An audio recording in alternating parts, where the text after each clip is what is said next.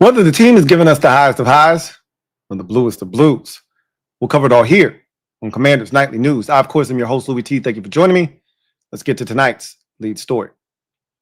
So I want to start off before we get to tonight's actual lead story by just thanking all of you for your participation in yesterday's show. Not only during the stream, which was just outstanding. I can't thank you guys enough. But even after the stream was done, you guys poured in with a ton of comments. You know, it was a very, I thought it was a very therapeutic show yesterday that all of us needed. And I thought a lot of you really poured your souls out in the comment section during the stream yesterday. Shout out to everybody that participated in yesterday's show. It was, I felt really good after yesterday's show, talking to you guys, hearing you guys talk about how you feel. And, you know, just again, we need this. It was cathartic. We need this, right? We need each other now more than ever before. So shout out to everybody that watched the show yesterday. Shout out to everybody that participated during the show and in the comment section. I thought it was much needed. That said, we got expected news today, or I guess no news. Normally, no news is good news, but the Commanders did nothing. They remained idle during today's trade deadline. It came, it went, and the Commanders did absolutely nothing. There are various reasons as to why this occurred. We don't know the exact specifics as to why. We can only assume, and I can tell you right now, there are a lot of reasons why nothing got done for the Commanders. And again, let me stress this. This was expected, okay? I told you all along, and I really haven't had a lot of conversations. I started to do a video this morning about it, and I said, for what? Nothing's going to happen. And I don't expect it to, because, and here are your various reasons. We don't know if any of these, you know, are true. We can only assume that they are. And then one of them, I'm just drawing an inference. Matter of fact, I shouldn't even say that. I'm not drawing an inference. I can't confirm or deny where the team's mental is, right? That plays a part in it as well. Because I think a huge part of being active at the trade deadline is acknowledging your truth, right? Being able to acknowledge we're ass. We're going nowhere fast this season. And in looking into the future, what's going to benefit us more? Continuing on with the team as is with the parts that we have, or shipping these guys off, getting, you know, draft capital for the future and trying to go about it that way. You have to be able to acknowledge that this season is a lost cause. You have to be able to separate yourself from the 53 guys in that locker room, or as DQ likes to say, 70 guys in that locker room, and tell them that this season's over. And if you start selling off parts at the trade deadline, you trade a Deebo Samuel, you trade a Daron Payne at the trade deadline, you are effectively telling the team this season is over. You guys don't stand a chance, and we don't really give a shit about what happens the remainder of this season. That's what they did in 2023, if you recall, when they traded away Chase Young and Montez Sweat. They effectively told the entire staff and locker room, we're punting on this season. This season's done. We're moving on to 2024. Ron Rivera pretty much acknowledged that. Jack Del Rio bitched about not wanting to trade those guys, and he wouldn't have done it, right? And they knew what it was. And in order to be active and make deals at the deadline, you have to acknowledge where you are. And I'm not sure that this group at 3-6 with Jaden Daniels out for the remainder of the season, forget that indefinitely bullshit. With Jaden Daniels out for the remainder of the season, I still don't know if they've come to grips with where they are and what this season is, right? You're a bad football team. You're one of the worst in football. You're 3-6, and it's not getting any better. But I don't know if that's where they are mentally. So let's just move that aside for a second. That's a part of this equation. The biggest reason why nothing got done today is we don't have shit, right? We don't have any draft capital. So if you wanted to go and get a player, you couldn't. And I'm not an advocate for that, first of all. I didn't even want Marshawn Lattimore last year. Ask Derek B. Ask the people that I used to talk to in the DMs. I didn't want Marshawn Lattimore. I didn't want to trade anything away for anybody. I wanted my draft picks. But once they made the trade, I'm not going to sit here and act like I wasn't excited about it. But if you asked me back then, before the deal was done, if I wanted to do something, I would have told you no emphatically, because I was thinking about the future, because I didn't expect us to do what we did last year. And even if we hadn't, if we had just gone into playoffs and we lost to Tampa in a tough, hard-fought game in Wild Card Weekend, and we hadn't gotten Marshawn Lattimore, I still would have been very pleased with last season. Still would have been very pleased with last season. And we would have had more draft picks. However, that's nor here nor there. The bottom line is we did make that trade. We did trade for Laramie Tunsil because of what happened last year, going all the way to the NFC Championship. We did trade for Deebo Samuel. We don't have draft picks in the second round, the fourth round. I'm not sure. We may have a fifth round pick, but we traded for Deebo, and that was a fifth round selection. Again, not sure if that was last year's draft or, the time frame starts to bleed all together. But the bottom line is, I know we don't have a second or a fourth due to the Laramie Tunsil trade. I do know that. And I don't regret that trade one iota, because he's going to be here for a while. And he is excellent at left tackle. So I have no regrets there. But we don't have any draft picks. So you can't go out and be aggressive, nor should we be looking to be aggressive. We wanted to be sellers at the trade deadline. And that takes me to my next point. We don't have shit that anybody else wants. And we've talked about this ad nauseum, about how this team lacks talent. It lacks high-level talent. It lacks players that other teams desire and value. And because of that, you look around, and to me, and I've said this to you guys before, the trade deadline is about needle movers. It's not about ancillary, back of the roster, depth pieces being swapped between teams. That's some off-season shit. That's not something that gets done, in the regular season at the trade deadline. That's something that may happen at the end of training camp, at the end of the preseason, before the season starts. Hey, man, we got some depth issues at tackle. You're going to cut this guy. Before you cut him, let me have him. Okay, cool. Give me a 7th round pick and we'll call it even, right? Like, that's when you trade Andrew Wiley or Nick Allegretti. Ain't nobody doing that shit at the trade deadline in November. I was praying that this team would be able to offload veterans like Deebo Samuel and Daron Payne, and maybe coax someone into taking a guy like Quan Martin off of our hands, a former 2nd round pick that may have some juice if given another opportunity in a scheme that may fit him better. That's what I was hoping. Of course, none of those things come to fruition today. And I can't stop and think, but what if teams were interested, but we weren't? That would piss me off to find that out. It really would.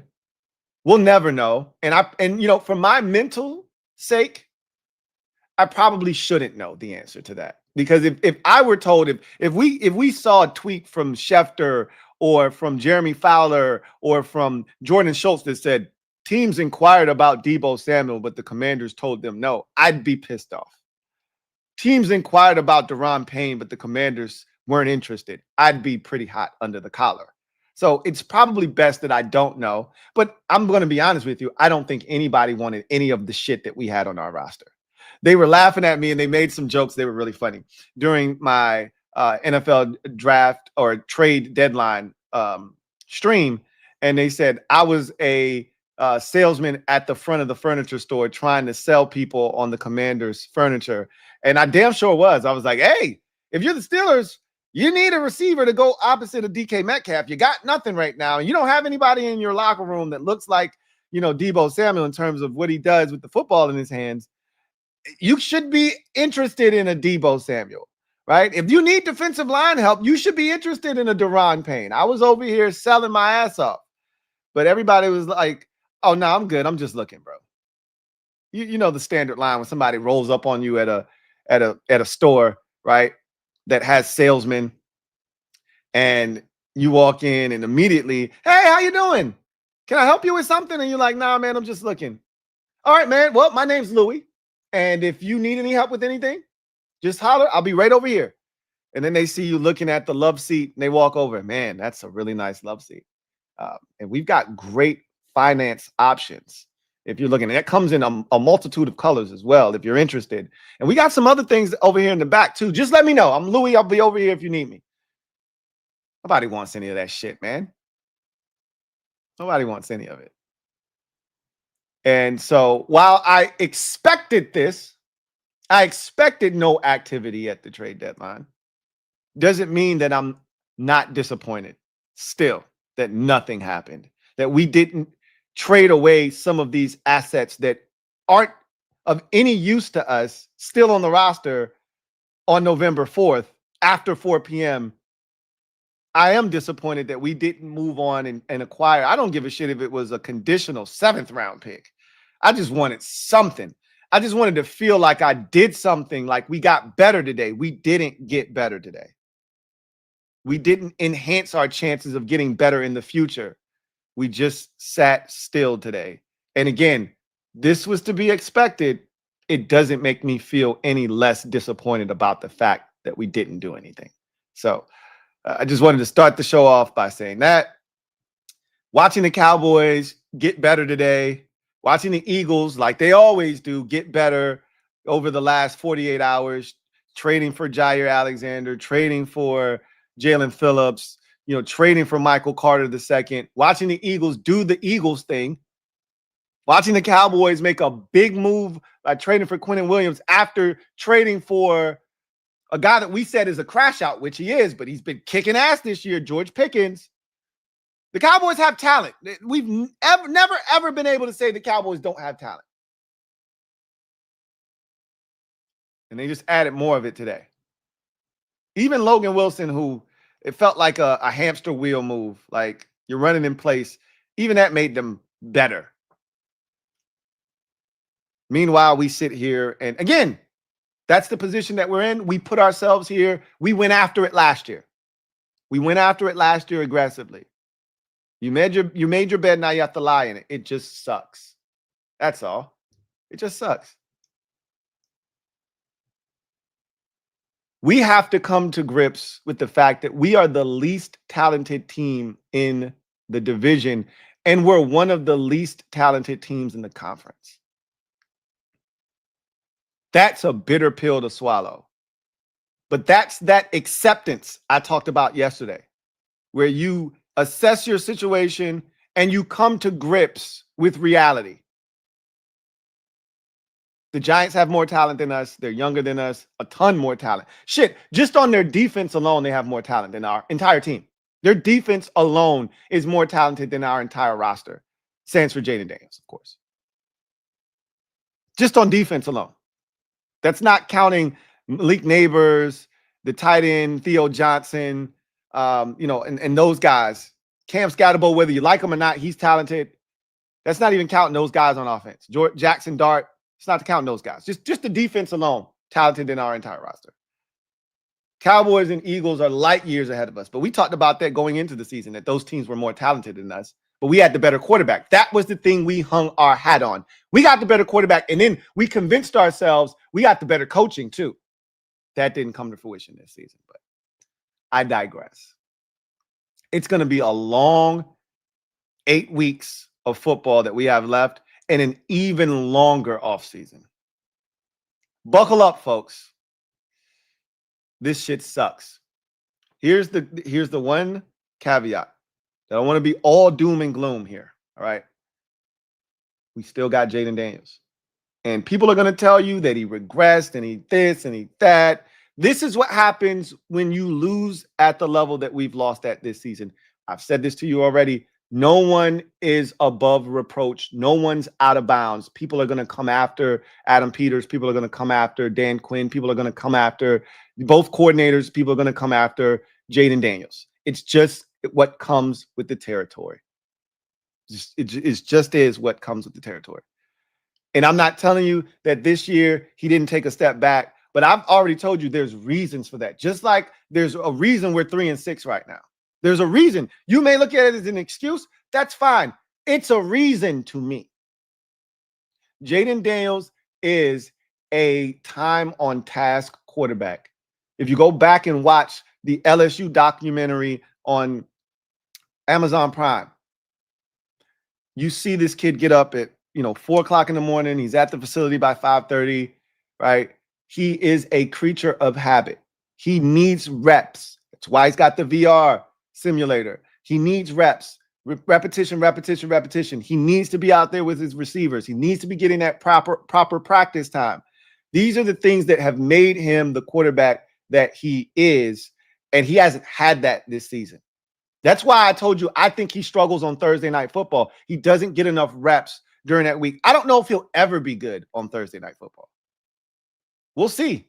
I could be wrong about that, but his inability to get the reps that he needed to over the summer, during the course of game weeks with his receivers, him being out of the lineup himself, never really fully being able to get into a rhythm, that I think hurt him seeing the field. He wasn't seeing the field well because he didn't trust guys. He wanted Zach Ertz to be open because I trust him. I want Debo to be open because I trust him. So he was missing some shit. I think there's a number of reasons for him not playing as well. And it all starts with what was around him. And how he wasn't able to practice and how the guys around him weren't able to practice. A lot of shit. But here's what I'll continue to tell you.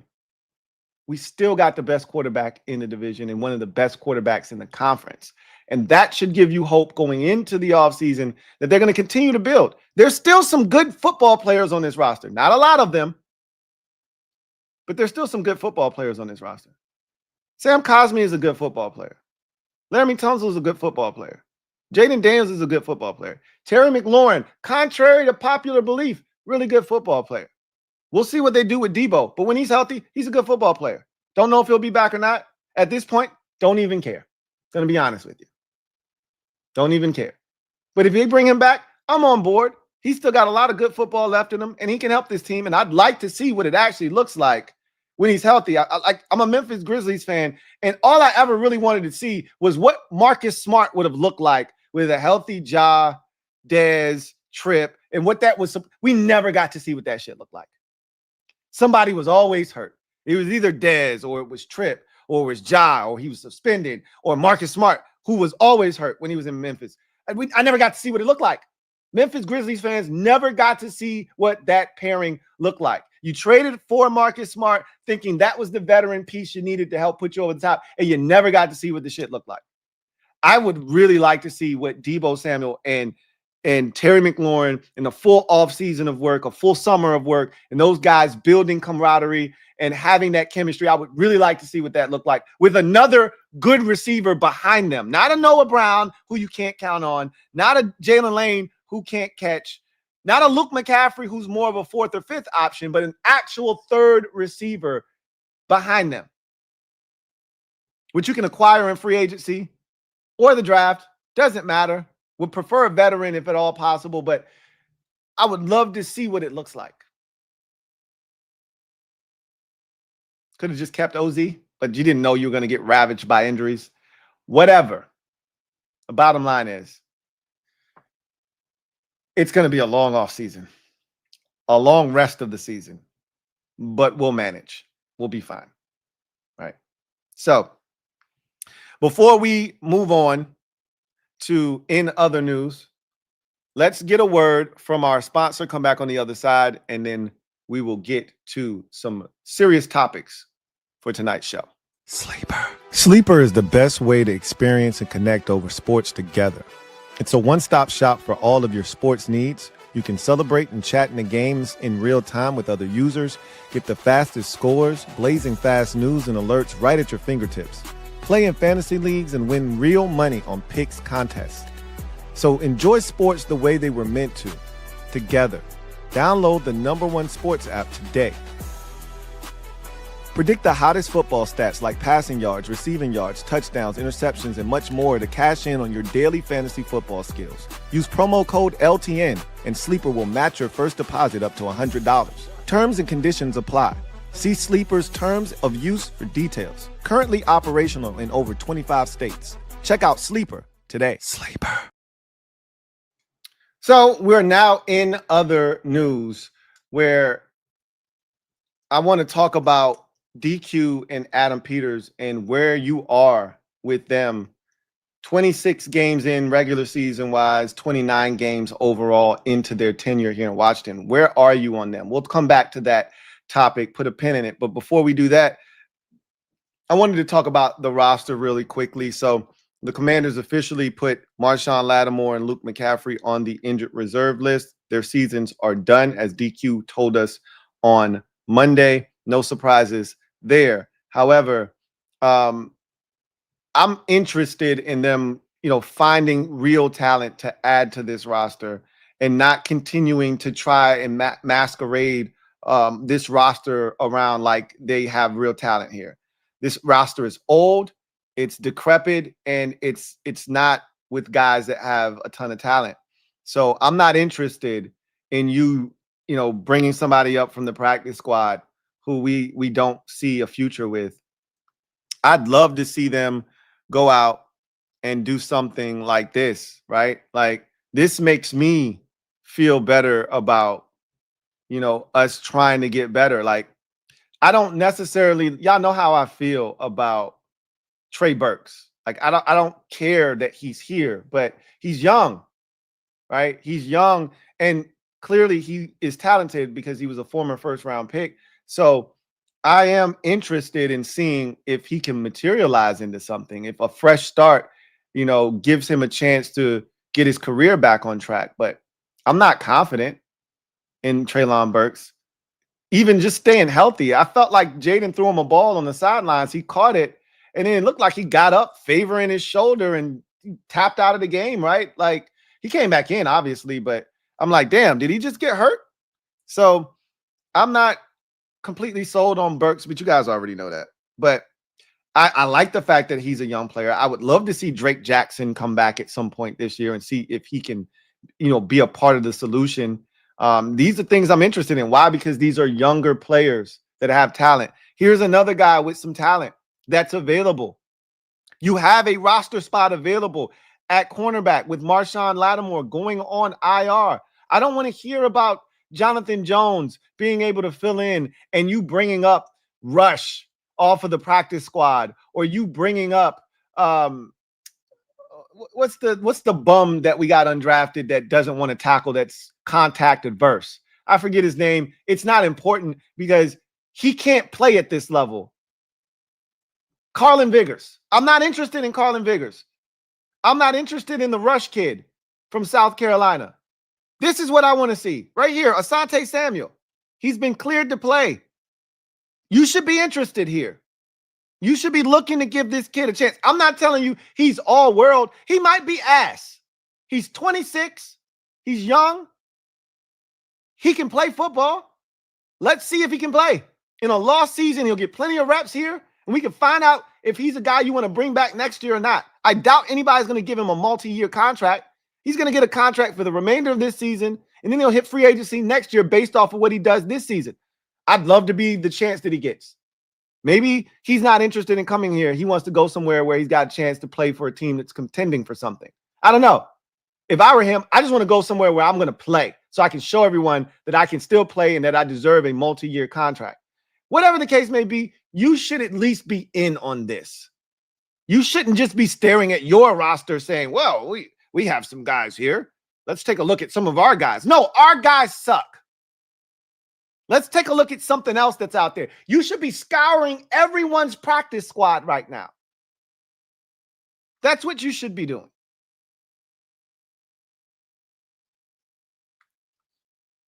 So anyway, I just wanted to bring that up.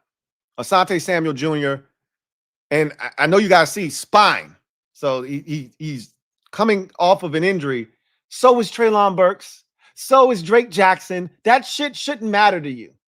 Clearly, it doesn't matter to them.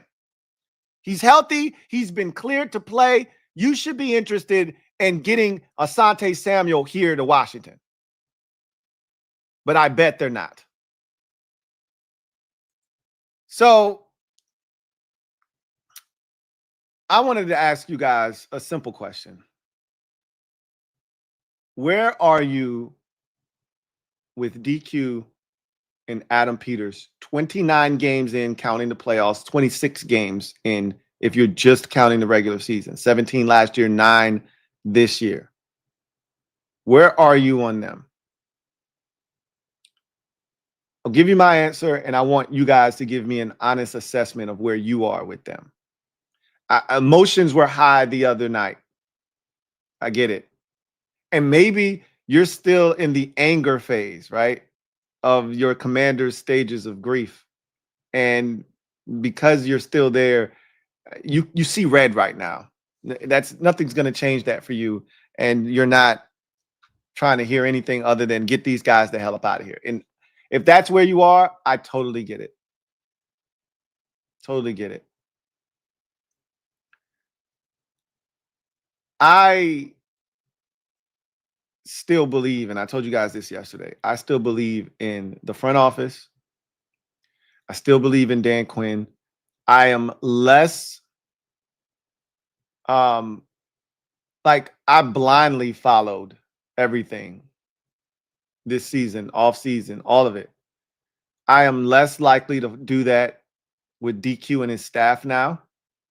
I am looking at some of them questioning their value, specifically Joe Witt Jr. But we can't act like this isn't the same group that took us to the NFC Championship game and had us with a chance to go to the Super Bowl. Again, you got to keep everything in its proper perspective. This team that was the laughingstock of the NFL for the better part of a decade was 60 minutes away from the Super Bowl last year. And whether you think it was luck, it was this, it was that, they still came in here, turned this franchise around in less than a year, and had us doing things that we hadn't done since 1991. That's winning more than 10 games in a regular season, winning a playoff game, winning a road playoff game, and making it all the way to the NFC Championship game. These are all things that we hadn't done since 1992. 91, if you're talking about getting to the championship game and winning multiple playoff games in the same postseason.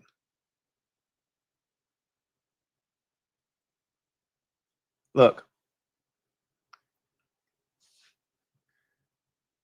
they haven't pressed every right button.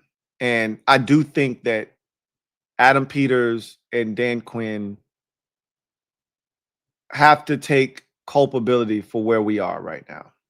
Nobody's absolved from wrongdoing. And Adam Peters is going to have to be better at drafting, because right now, as we sit here, his first draft, right? Like, I still think there's time for guys to improve and get better, but we see what guys are pretty much. Like, you know, when you see elite stuff, you know, when you see the promise of a guy potentially, like, I still believe Bill has the ability to be a dynamic back in this league. I've seen it. I know what it looks like. I'm not down on Bill.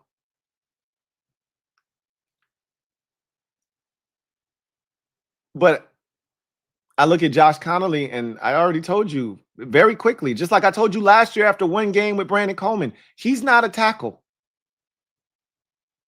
He's not a tackle. I told you very quickly on Connolly, I don't think he's a Pro Bowl tackle. I think he could be a very serviceable Morgan Moses type of tackle where you can rely on him to be there and, you know, be solid for you. But that's not what you draft. Morgan Moses was a 3rd-round pick. It's okay for him to just be a very solid, serviceable 11, 12-year NFL vet. When you draft a guy in the first round, you're looking for Pro Bowl, All-Pro type talent and ability. I don't necessarily see that with Josh Connolly.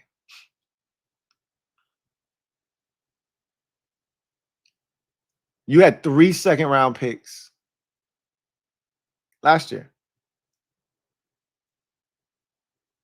I'm still a big believer in Mikey Samer still. Still don't think he's being utilized properly.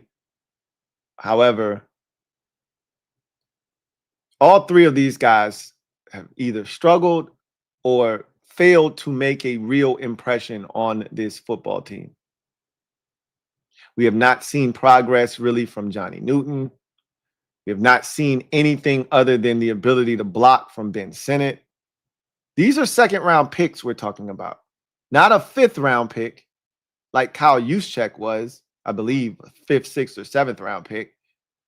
This is a second-round pick we're talking about. You wanted somebody to block, you could have done that on day 3 of the NFL draft. You did not have to do that on day 2 of the NFL draft. And I don't want to hear about how well Zach Ertz is playing.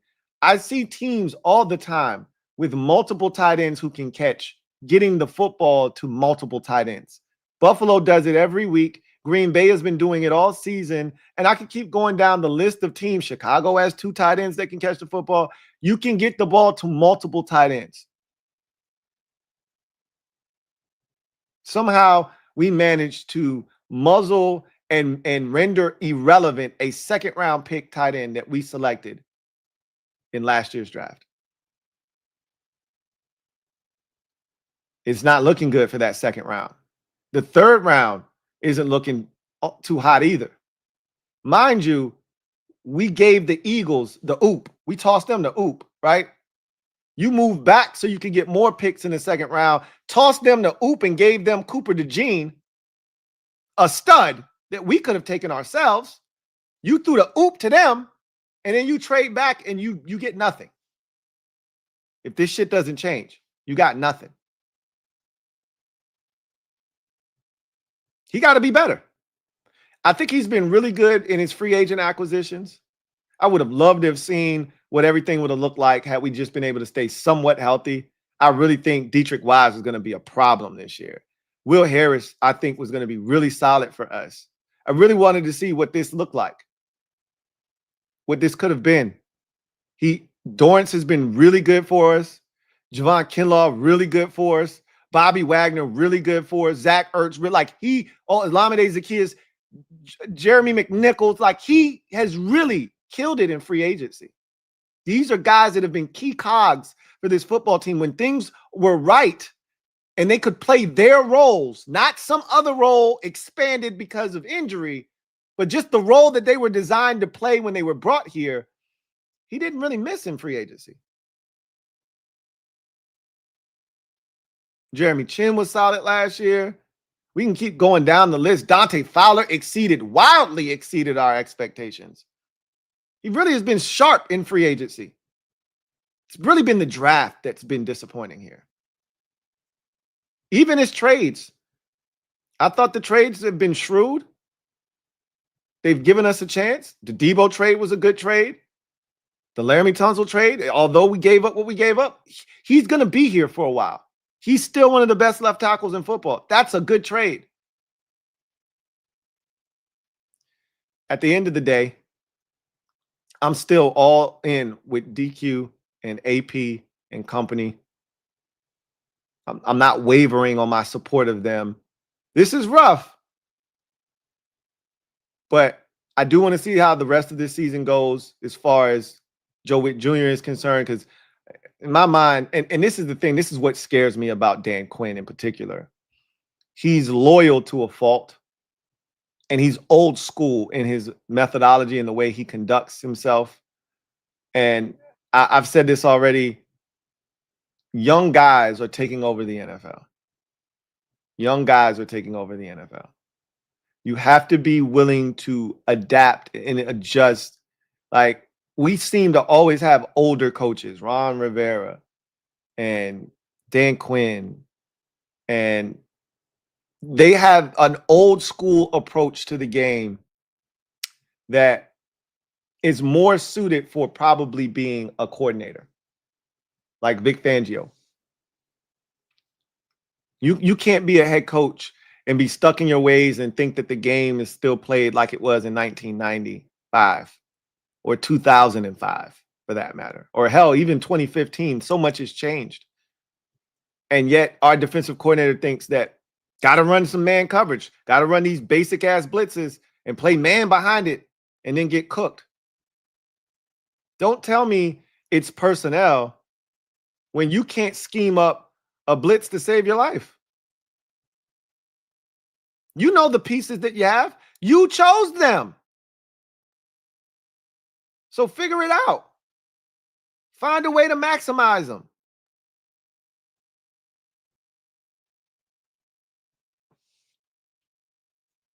Anyway, I digress. Where are you guys at on DQ and Adam Peters? I'm still all in. I'm not quitting after, 26 games in the regular season, 29 overall. Not after what I saw from them last year, but they have to be better. That's for sure. Felt like the entire team regressed this season. Everybody, from the staff to the players, no one was above taking a step back, it feels like. Everyone kind of took a step back. And again, the injuries had a lot to do with it. It all started with AP and Terry and that damn, contractual spat. That shit set the tone for the season, and we never got off of the damn mat after that. That shit knocked us down, and we never got up. I just want a clean slate. Just a clean slate. So let's get to the comment section. See what you guys have to say, and we'll get out of here. Metaphor. Thank you for being a member for 50 months. Celebrate! My God, Metaphor. Right? JD5, 17, and Tunsil, and my month's new players next year. There's not a lot of talent here. There's some. Those are three of your best players. I think Trey Amos has a chance to be one of those guys. I think Cosme already is one of those guys. Remember, he's still getting his footing underneath him, but he's a really good football player. I think Bill has a chance to be one of those guys. I think Jordan McGee has a chance to be one of those guys. Like there's some salvageable stuff here that you feel good about potentially moving forward. That's why I think the rest of this season is important. I meant to bring this up earlier in the show. Y'all saw that bullshit ass suspension on Frankie Louvu. I know right now we don't really give a shit about anything from a game standpoint. But did you see that bullshit ass 1 game suspension? Like, what are we doing, man? Like they throwing salt in the wound now. Like they playing on our head top, bro. Now they just taunting us. We already don't got shit, and you're gonna take one of the few players on the roster that, and he ain't been what he was last year, but you're taking one of the few guys that can impact the game from us. And like, I get it. You don't want him doing the hip drop tackle, but the last one, the one against Seattle, that wasn't even a hip drop tackle. That, like, the first two, the one against Kansas City, the one against Atlanta, okay, I get it. Those were definitely hip drop tackles. This one was not a hip drop tackle. They're just targeting him now. This is ridiculous. CGM 87. Thank you for the super chat. Greatly appreciate you. Who writes, Peter should have sold is watching Jerry S reruns. Look, I already talked about why they didn't sell at the deadline. What is there to sell? Who wants your stuff? Nobody. Nobody wanted our stuff, bro. Maybe the phone rang once or twice. They inquired, but like, I'm not trying to give Deebo Samuel away. Like, you'd have to make me a real offer. Like, if somebody was like, yeah, I'll give you a 7th round pick for Deebo, that's bullshit. That's bullshit. I'd rather just hold on to them. Like, I'm not giving away players just for the sake of giving them away. I wanted my 5th round pick back. If you want Debo, you need to give me a 5th round pick. You're not offering a 5th round pick. I'll just hold on to him. But we don't have anything that anybody wants. That's the reality of the situation. Joshua Farish, thank you for the super chat. Greatly appreciate you. Joshua Farish writes, AP's roster assembly reminds me of how Bill Belichick used to build rosters. Yeah, he was great at finding, free agents, guys that failed elsewhere. And like Kyle Van Noy, remember, he was a 2nd round pick of the Detroit Lions. And Bill Belichick blew the dust off of him, shined him up real nice, put him out there, turned him into a hell of an NFL player. And he did that with so many guys. His drafting was awful, though, was Belichick, right? Awful.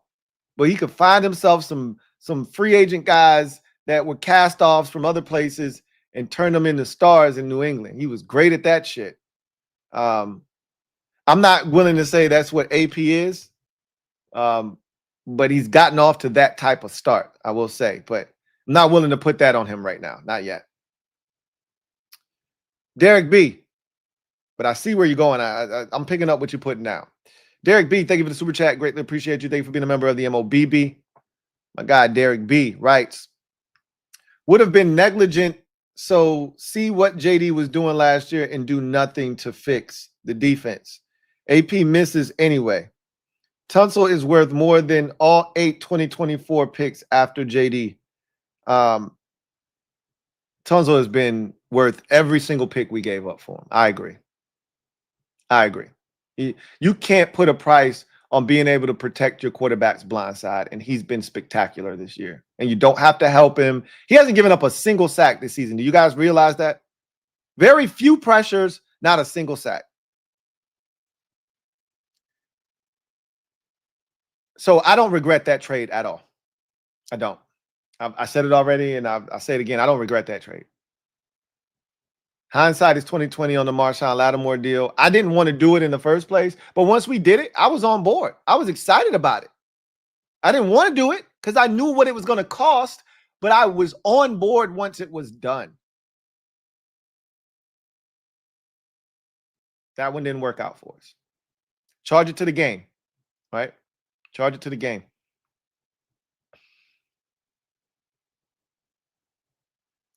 Shregs, thank you for the super chat. Greatly appreciate you. Who writes, I think AP letting B-Rob and Diami go were mistakes. They were a part of the success last year. B-Rob was great for short yards, and Diami was great on screens. I don't think those two were going to change much of anything this season, to be honest with you. Would B-Rob have helped once Eck went down? Sure, it would have been nice to have him. But, again, that's not what hurt this team. I do feel like not having another vertical threat, which is my whole thing on Diami, and I talked to y'all about this in the offseason. Like, Diami, you needed to replace him because he was the only guy opposite of Terry that provided another vertical threat. And even Cliff has come on record of saying that we needed another guy to, I think he said it last week, that they missed Diami from the standpoint, not of the screens. We missed Diami from the standpoint of being able to stretch the football field vertically. No one scares teams vertically. Jaden, from the first game of his NFL career in the preseason versus the Jets, felt confident he could drop back one-on-one with Diami and let that bitch go, and Diami was going to go get it.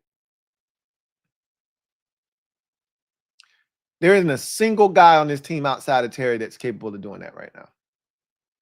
They thought Jalen Lane would be able to do that. He hasn't.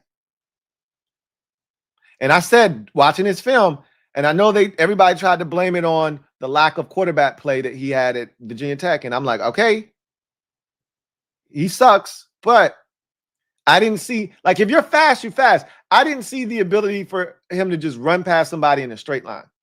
Like, that's important to me. Even Diami with his 4.4 speed, he was smoking Clemson. He was smoking dudes. He gets behind you. It looks like he can run. Meanwhile, Jalen Lane is 4.3, and I don't feel the 4.3 speed on anything other than punt returns.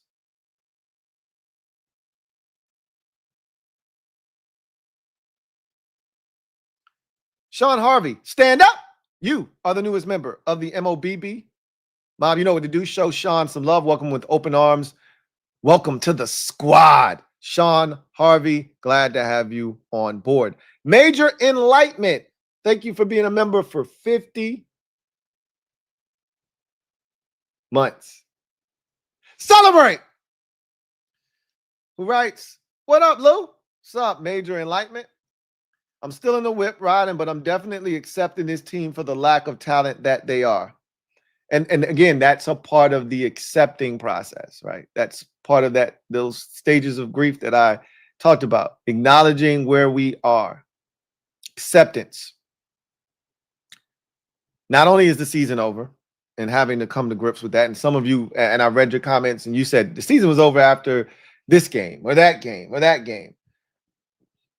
That wasn't the case for me. So I struggle with that. I struggle with putting something away. I struggle with that. So I really had an issue with having the season be over before Halloween. I'm still struggling, I'm not going to lie to you, with the season being over before November. I mean, before Thanksgiving. But it is what it is. I can accept that. That's where we are. And I can also accept that this team doesn't have a ton of talent. I can accept that as well. So you're not wrong. CGM 87, thank you for the super chat. Greatly appreciate you. Double up. Thank you for doubling up. Who writes, do you think Debo stays for 26? He's great with a healthy roster, and when Cliff is clicking, coaches feel like 2 giant steps back from last year too.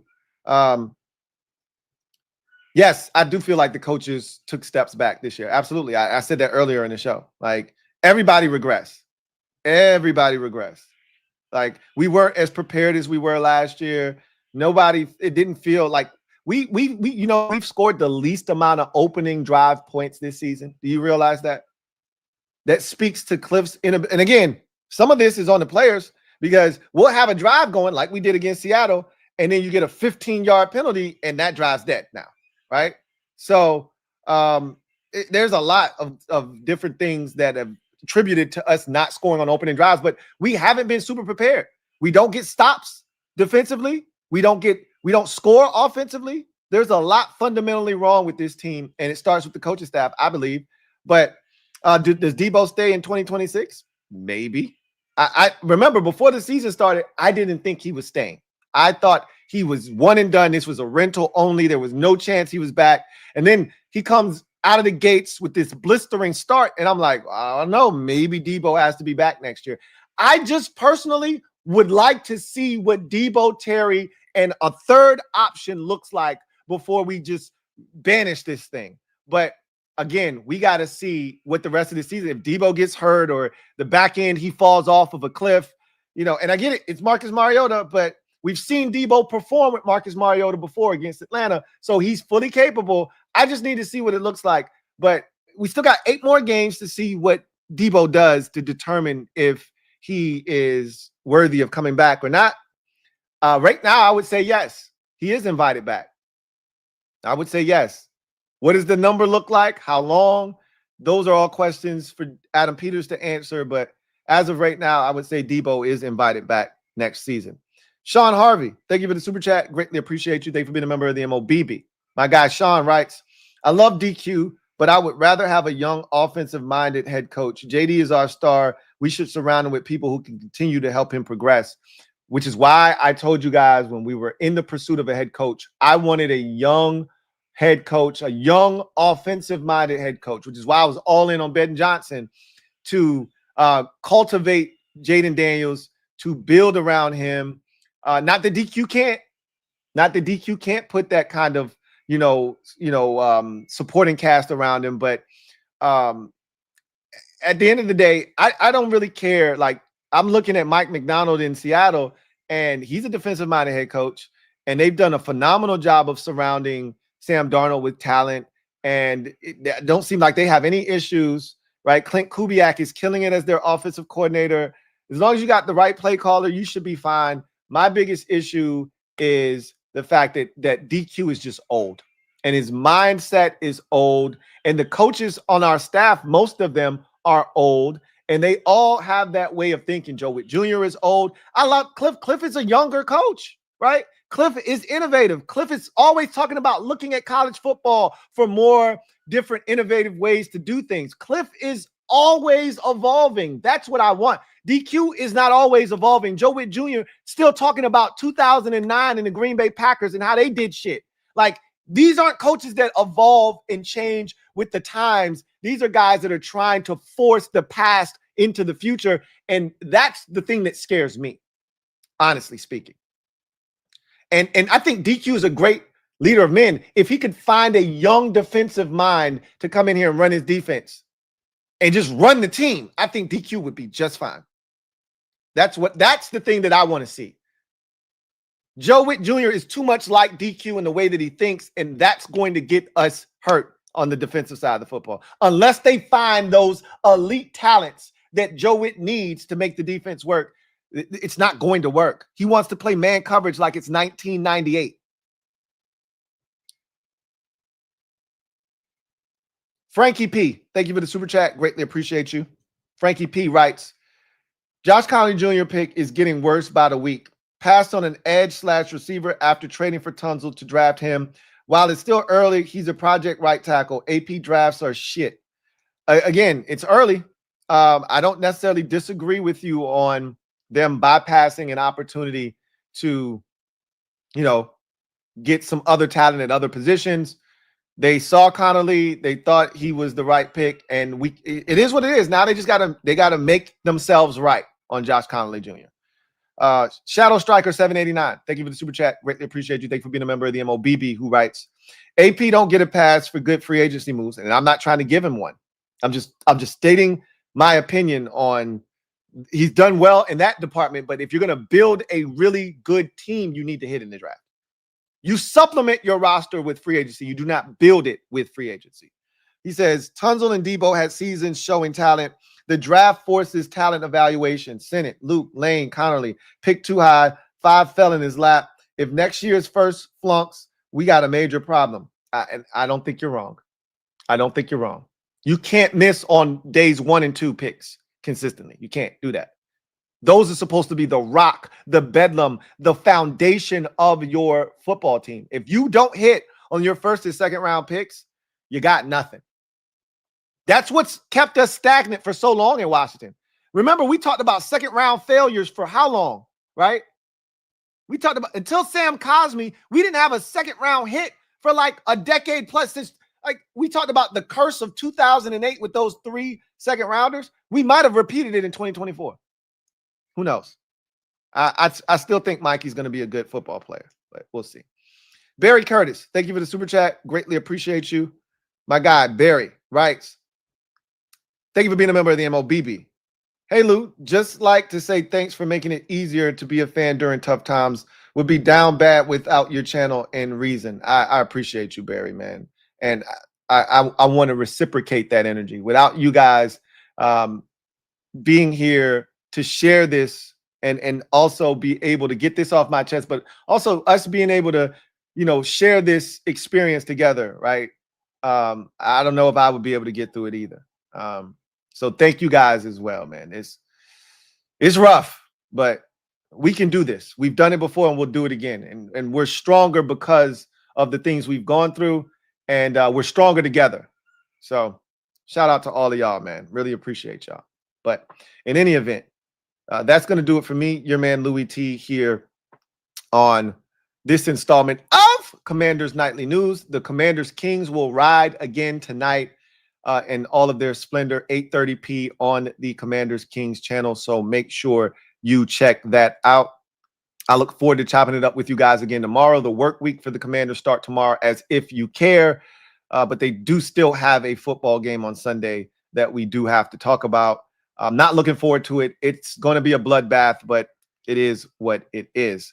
That's going to do it for me, your man Louie T. Until next time, you guys have a good one. Take care. God bless. Good night. Here comes the diesel.